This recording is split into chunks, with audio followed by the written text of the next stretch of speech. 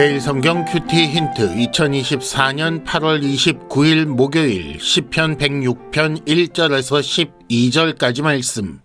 큐티 힌트는 성도 여러분의 큐티를 돕기 위한 것입니다. 성경 본문을 혼자 읽고 이해하며 묵상하고 적용할 수 있도록 배경과 내용을 설명하고 묵상과 적용을 위한 힌트를 제공합니다. 하지만 저의 묵상 내용을 나누거나 설교하는 것은 아닙니다. 큐티는 이 영상을 보신 후에 시작하는 지극히 개인적인 시간입니다.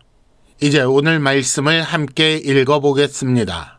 할렐루야. 여호와께 감사하라. 그는 선하시며 그 인자하심이 영원함이로다. 누가 능히 여호와의 권능을 다 말하며 주께서 받으실 찬양을 다 선포하랴. 정의를 지키는 자들과 항상 공의를 행하는 자는 복이 있도다. 여호와여, 주의 백성에게 베푸시는 은혜로 나를 기억하시며 주의 구원으로 나를 돌보사. 내가 주의 택하신 자가 형통함을 보고 주의 나라의 기쁨을 나누어 가지게 하사 주의 유산을 자랑하게 하소서. 우리가 우리의 조상들처럼 범죄하여 사악을 행하며 악을 지었나이다. 우리의 조상들이 애굽에 있을 때 주의 기이한 일들을 깨닫지 못하며 주의 크신 인자를 기억하지 아니하고 바다 곧 홍해에서 거역하였나이다. 그러나 여호와께서는 자기의 이름을 위하여 그들을 구원하셨으니 그의 큰 권능을 만인이 알게 하려 하심이로다. 이에 홍해를 꾸짖으시니 곧 마르니 그들을 인도하여 바다 건너가기를 마치 광야를 지나감 같게 하사 그들을 그 미워하는 자의 손에서 구원하시며 그 원수의 손에서 구원하셨고 그들의 대적들은 물로 덮으심에 그들 중에서 하나도 살아남지 못하였도다. 이에 그들이 그의 말씀을 믿고 그를 찬양하는 노래를 불렀도다. 아멘. 오늘의 큐티 힌트 3가지입니다. 첫째, 하나님께서 영원한 인자를 베푸시는 이유는 무엇입니까? 둘째, 하나님은 때로 거역하는 자리에서도 구원을 베푸십니다. 셋째, 엇갈린 운명을 묵상하시기 바랍니다. 큐티 힌트 첫 번째, 하나님께서 영원한 인자를 베푸시는 이유는 무엇입니까? 1절에 보면 할렐루야 여호와께 감사하라. 그는 선하시며 그 인자하심이 영원하다 라고 합니다. 여호와께 감사하며 그를 찬양하라고 명령하는 이유는 하나님의 선하심과 그의 영원한 인자하심 때문입니다. 그렇다면 하나님의 영원한 인자하심은 무엇 때문입니까? 여기서 우리가 먼저 알아야 할 것은 인자라고 번역된 히브리어 헤세드라는 단어의 의미입니다. 헤세드는 언약관계에 충실한 사랑을 의미하는데 언약을 맺은 상대에게만 다른 대상에게는 주지 않는 특별한 사랑을 주는 것인데 변함없이 성실하게 그 사랑을 베푸는 것을 말합니다. 이 단어는 다른 곳에서 인애, 사랑 등으로 번역하기도 했습니다. 인자는 언약관계에 충실한 사랑이기 때문에 언약이 파기되거나 해서 관계가 해소되면 더 이상 인자를 행하지 않아도 됩니다. 하지만 하나님은 언약을 영원히 잊지 않으시고 인자를 베푸시는 분입니다. 그 증거로 본문에 제시된 것이 출애굽 사건인데 이는 아브라함 언약을 기억하시고 그 언약 때문에 베푸신 사랑입니다. 힌트 첫 번째, 하나님께서 내게 인자를 베푸시는 이유가 되는 언약은 무엇입니까?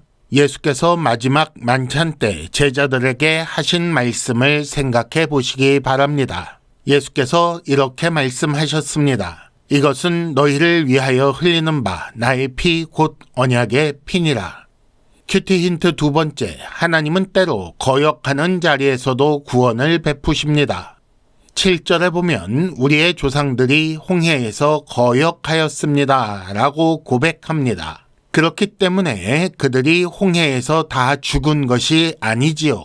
8절에 보면 여호와께서 그들을 구원하셨습니다 라고 또한 고백합니다. 시인은 지금 거역에도 불구하고 구원하셨던 그 역사에 의지하여 자신이 속한 공동체가 범죄한 것을 고백하며 하나님의 구원을 요청하려 한 것입니다. 물론 언제나 거역하더라도 구원을 베푸시는 것은 아닙니다. 하지만 하나님은 때로 거역하는 그 자리에서도 구원을 베푸십니다. 이것은 구원받은 공동체가 찬양하게 하려는 것입니다. 이 시는 아마도 바벨론 포로 시대 혹은 그 이후에 지어진 시로 생각되는데, 그러므로 시인이 속한 공동체는 죄에 대한 벌을 받는 중이라고 할 수 있습니다. 하지만 시인은 소망을 품고 하나님께 기도하고 있습니다. 이 소망의 근거는 하나님의 선하심과 영원한 인자입니다. 힌트 두 번째, 하나님께 기도할 기회는 여전히 남아 있습니다. 큐티 힌트 세 번째, 엇갈린 운명을 묵상하시기 바랍니다. 10절과 11절에 그 엇갈린 운명이 기록되어 있습니다. 10절, 이스라엘 백성은 그 원수의 손에서 구원하셨고, 11절, 그들의 대적인 애굽 군대는 물로 덮으셨습니다. 이스라엘과 애굽 군대 양쪽 모두 바다 가운데 생긴 길로 들어갔습니다. 하지만 이스라엘은 모두 살았고 애굽 군대는 한 사람도 살아나지 못했습니다. 따라서 이스라엘은 하나님을 찬양하는 노래를 부를 수밖에 없었습니다. 이 엇갈린 운명을 잘 보시기 바랍니다. 이렇게 엇갈리는 운명의 이유는 사람에게 있지 않습니다.